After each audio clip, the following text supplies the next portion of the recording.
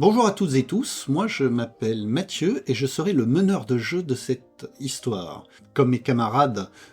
nous nous sommes rencontrés au club Le Dragon Ludique. Je suis un rôliste depuis tout jeune en fait, puisque dès les années 80, j'avais hérité de mon père le tout premier jeu de rôle français qui s'appelle Empire Galactique, un jeu de rôle de space opéra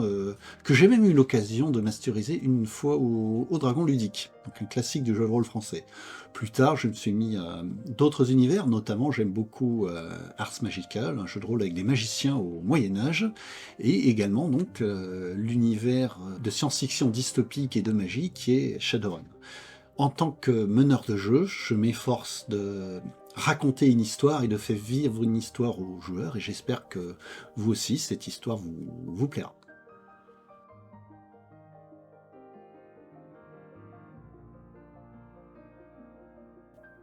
L'univers dans lequel nous allons jouer est l'univers de Shadowrun, qui est un jeu de rôle classique et assez ancien.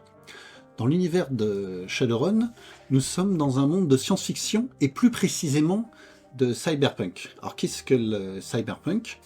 C'est un monde dystopique qui se passe dans quelques dizaines d'années dans le futur, on jouera en 2060 et quelques. Et dans ce monde-là, l'humanité et la Terre ont continué d'évoluer de façon de plus en plus sinistre, vers une société où bien sûr la science a fait des progrès, beaucoup de gens se cybernétisent, c'est-à-dire sont à moitié transformés en machines, mais en réalité la société est surtout de plus en plus déshumanisée, les États eux-mêmes sont devenus relativement faibles, ce sont des méga-corporations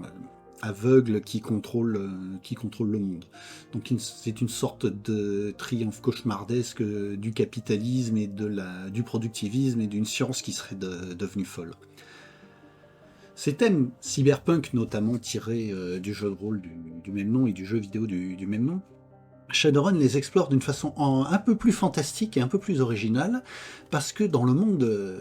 Shadowrun, bien sûr, on dérive vers un univers qui est cyberpunk, mais en 2012, la magie s'est réveillée. C'est-à-dire qu'il y a dans le monde de Shadowrun des magiciens, beaucoup d'entre eux étant directement employés de façon très pragmatique par les méga-corporations, mais également plusieurs personnes ne sont pas restées humaines, mais ont repris leur apparence réelle, qui est celle d'être des elfes, des nains, des orques ou des trolls. Il y a donc non plus une seule humanité, mais une méta-humanité qui comporte les différentes races que je viens de mentionner, en plus d'avoir des magiciens. C'est donc un univers assez baroque qui contient des éléments de science-fiction cyberpunk, mais également ces éléments un peu fantastiques de magie.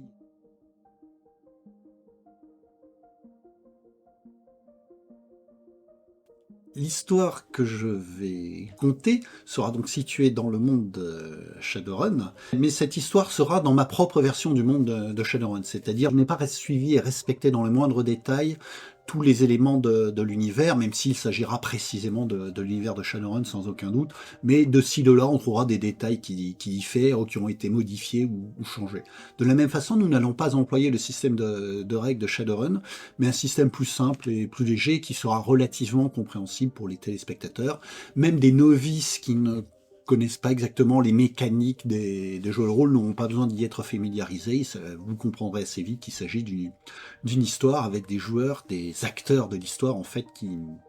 jouent justement cette histoire sans scénario préécrit. Quant à l'histoire elle-même, elle aura lieu à Seattle en Amérique du Nord, la ville des Shadowrunners, au sein d'une structure pyramidale de 93 000 personnes qui s'appelle l'Arcologie et qui est en fait la propriété privée d'une méga corporation japonaise spécialisée en informatique qui s'appelle Renraku. Naturellement, les personnes qui connaissent déjà l'univers de Shadowrun ont une idée précise des événements qui vont avoir lieu dans l'archéologie de Renraku, ce que les joueurs, eux, découvriront en tant qu'utile. Et quant à l'histoire elle-même, d'une part, elle sera un hommage à de nombreuses